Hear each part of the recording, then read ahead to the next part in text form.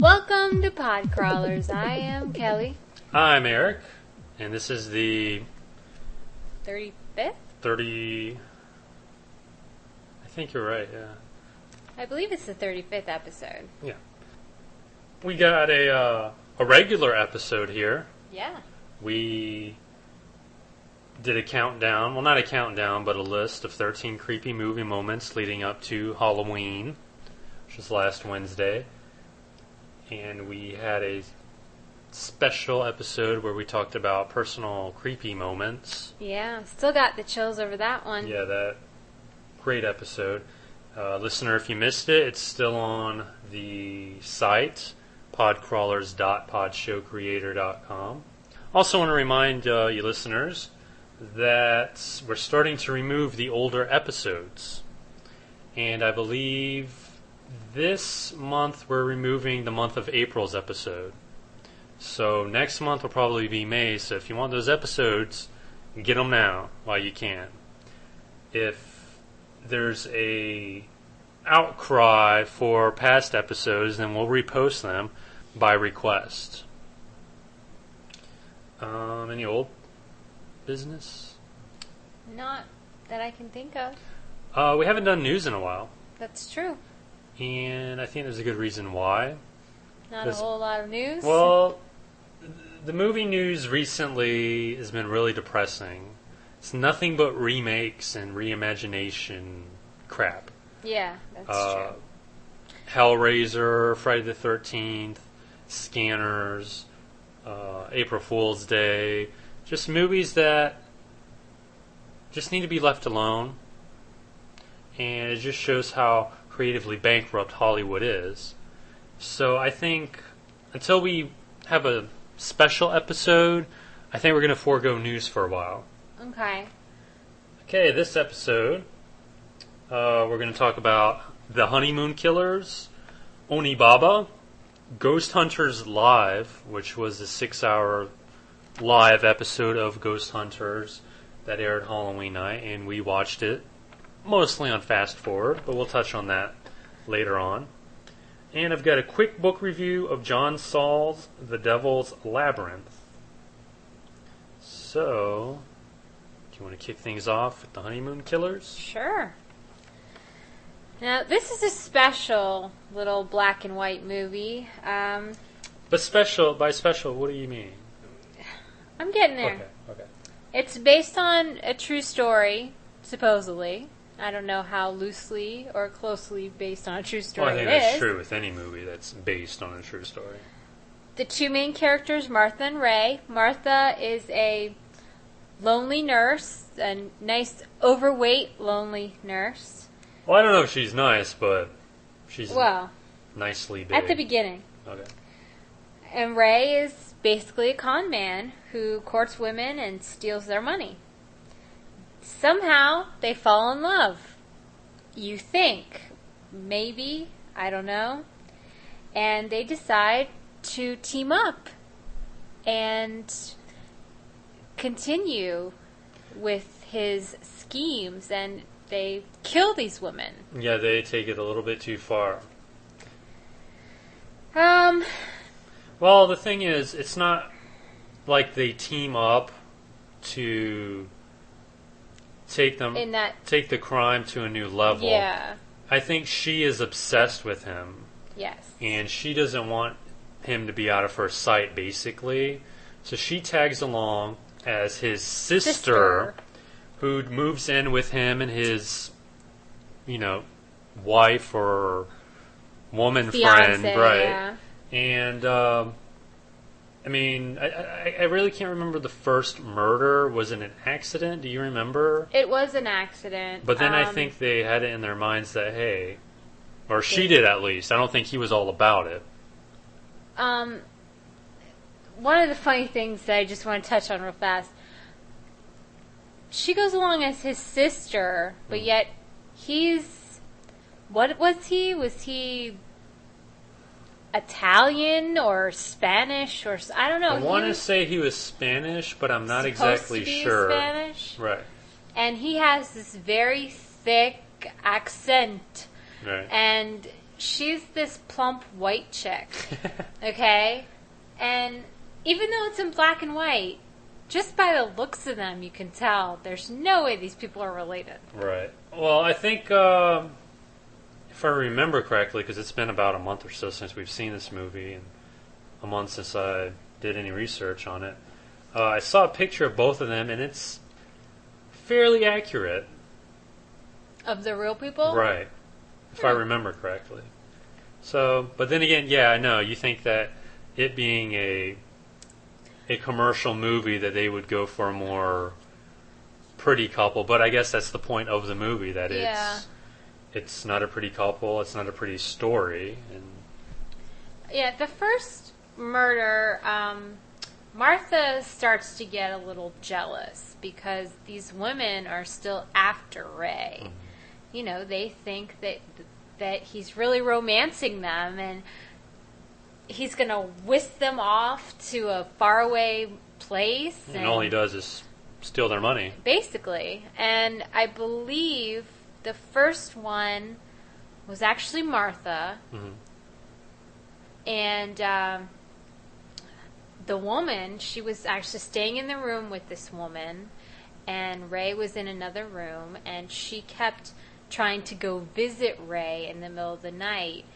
And the woman, I guess, just got too obnoxious for her, and she gave her some pills because she was a nurse. Mm-hmm. And she, accidentally, I don't know how accidental it was, gave her some pills that were very harmful. Mm. And she ended up dying the next day. And so began the descent into murder.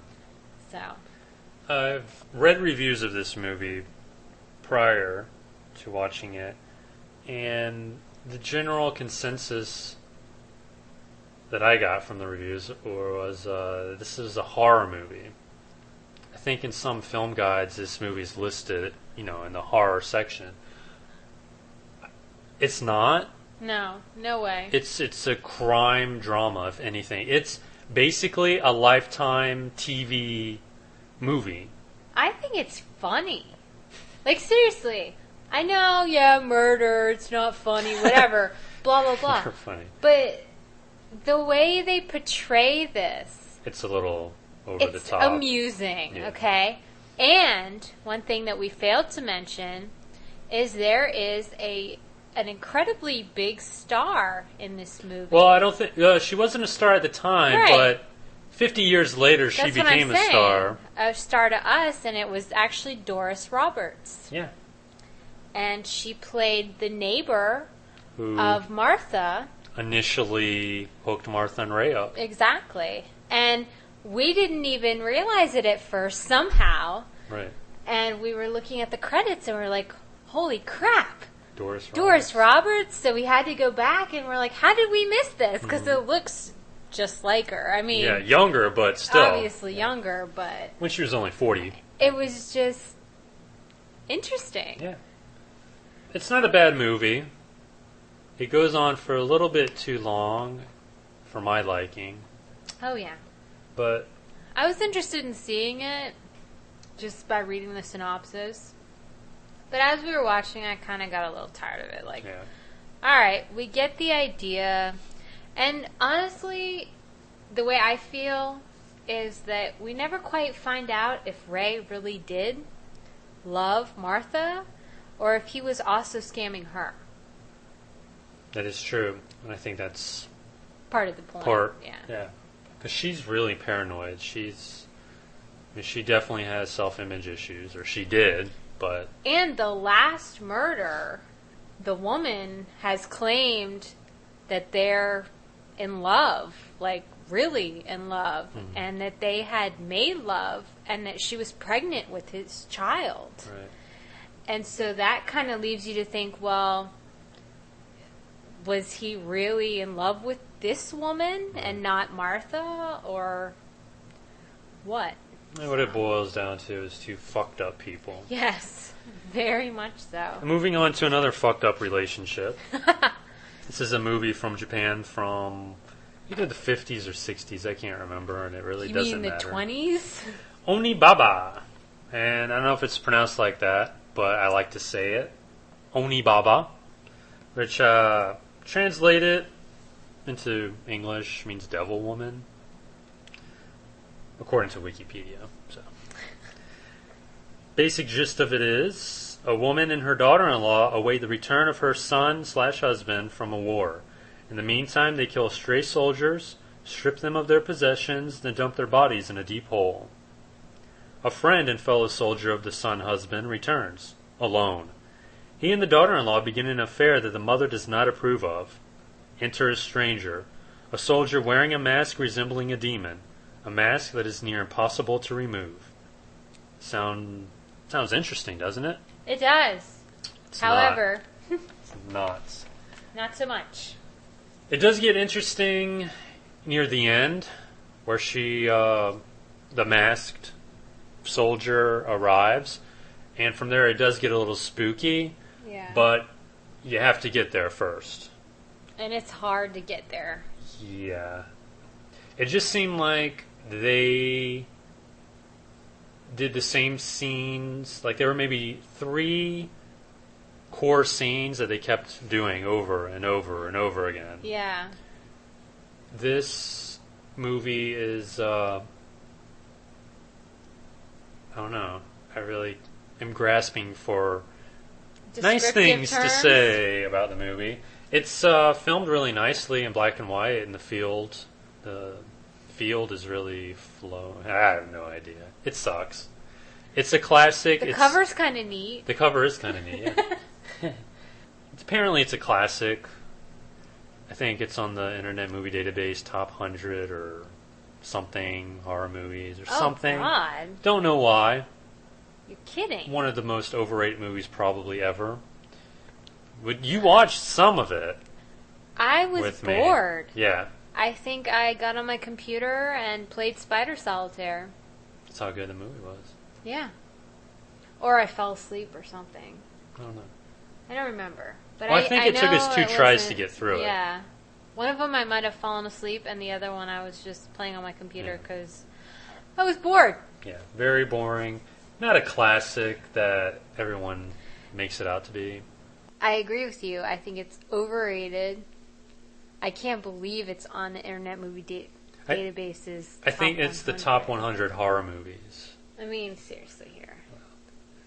What else is on that list? Oh, maybe that'll be a show topic. We'll go through the list.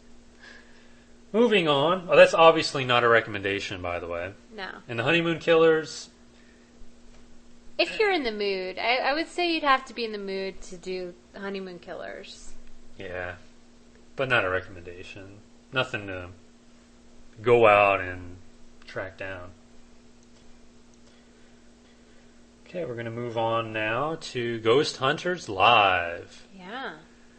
Oh my god. Halloween night. They went to the Waverly Sanatorium again, which is funny because I think the first time they went, it was a sanitarium, so I guess someone corrected them. Probably. 6 hours. I'm glad we T-voted and fast-forward through most of it. Special guests. ECW superstar Elijah Burke. And can I be blunt? Sure. What a fucking embarrassment.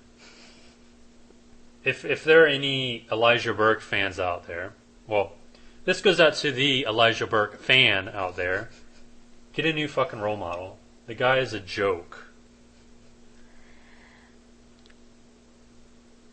I didn't know who Elijah Burke was, because I don't follow wrestling, really.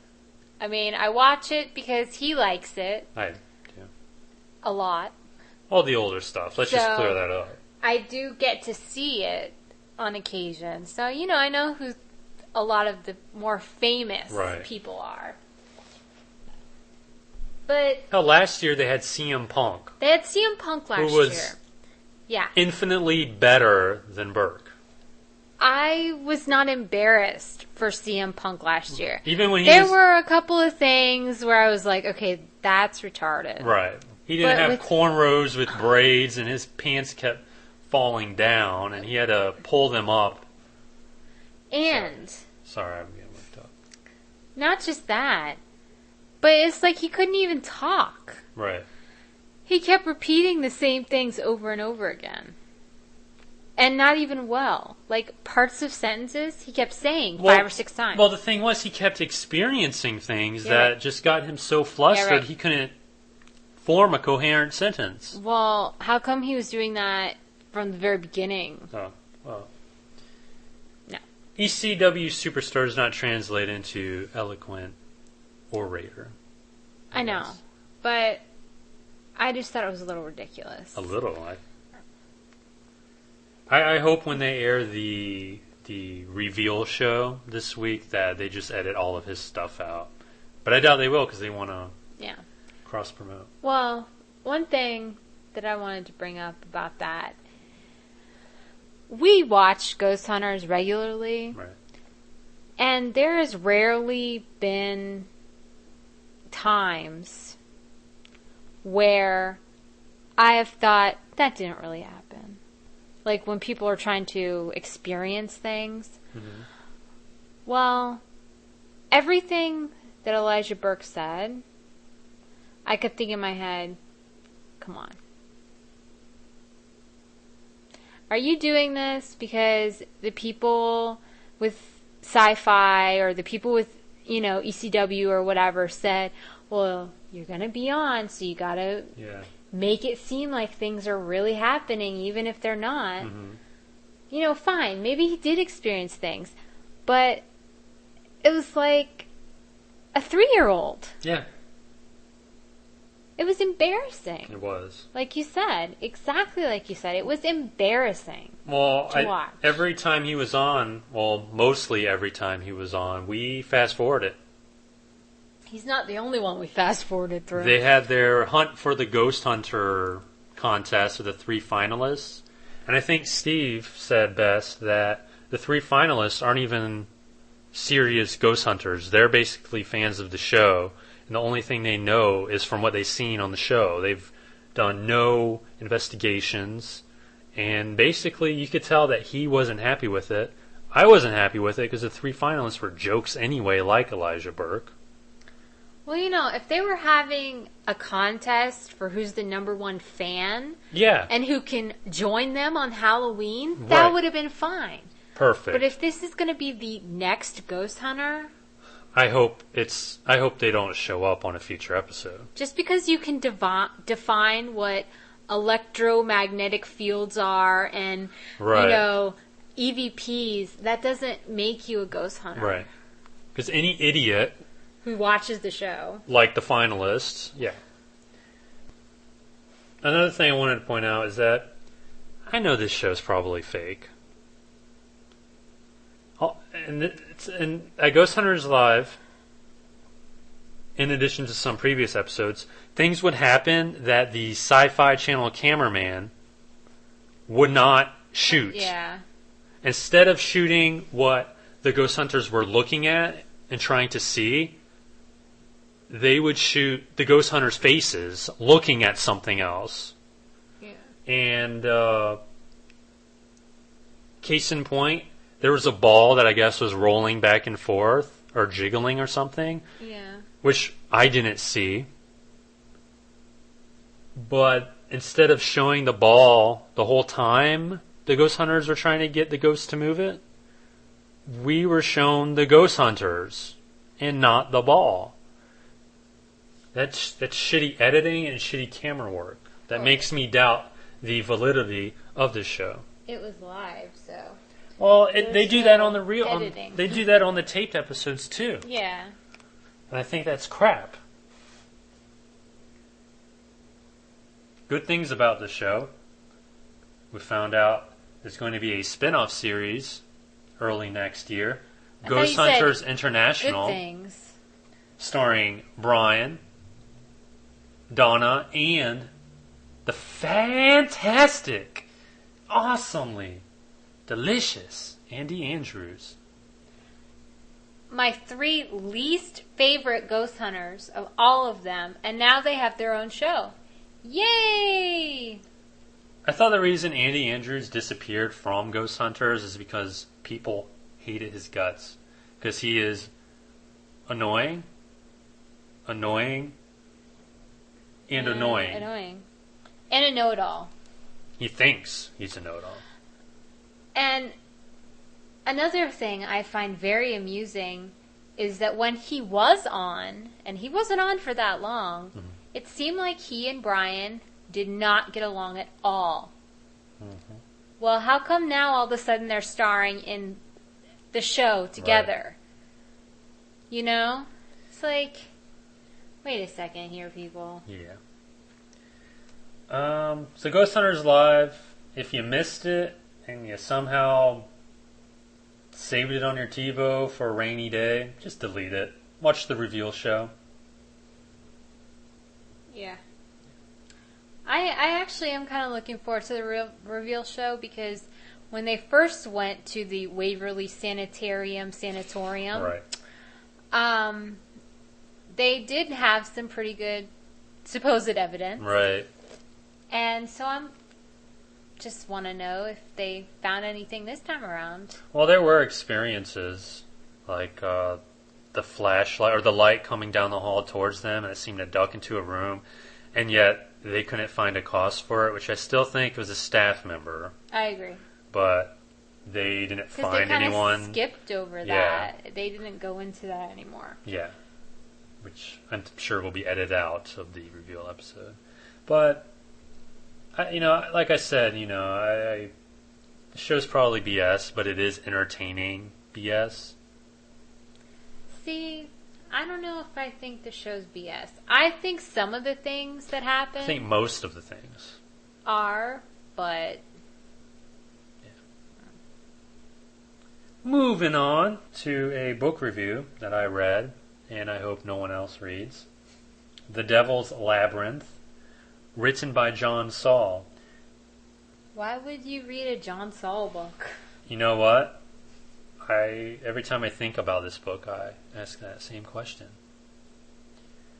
Gist of it is that a high school boy gets beat up, and his mom's boyfriend persuades the mom to send him to a Catholic school where he would be safe from bullies and whatnot.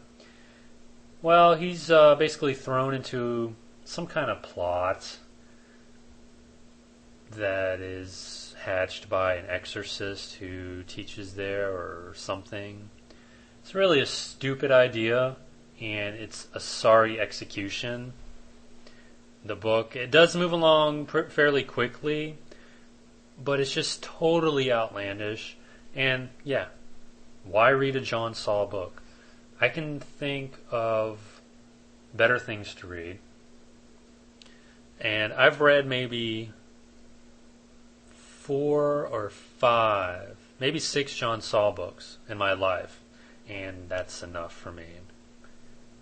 I don't understand the appeal. Has he ever written a decent book? I've never read any of John Saul's books, and I'm never planning on reading any of John Saul's books. Devil's Labyrinth, not a recommendation, yeah. Anywho, if you have differing opinions from us regarding the topics we talked about this episode, keep them to yourself. I'm just kidding. Email us, podcrawlers@gmail.com. Mm-hmm. Next episode, we'll talk about movies, and I believe Buffy, number 6, 7, and 8. Probably the last Buffy comics review. But in addition to all that, we will talk about a movie that is on that bottom 100 movie list on IMDb. A movie starring the multi-talented Jamie Presley, the award-winning Jamie Presley. Well, there are other people in it. Oh, I was getting there. And the terrific Nicholas Brendan. Of course, I'm talking about Pinata, Survival Island. If you don't know this movie, count yourself blessed. And on that note, I'm Eric. And I'm Kelly, and this has been Pod Crawlers.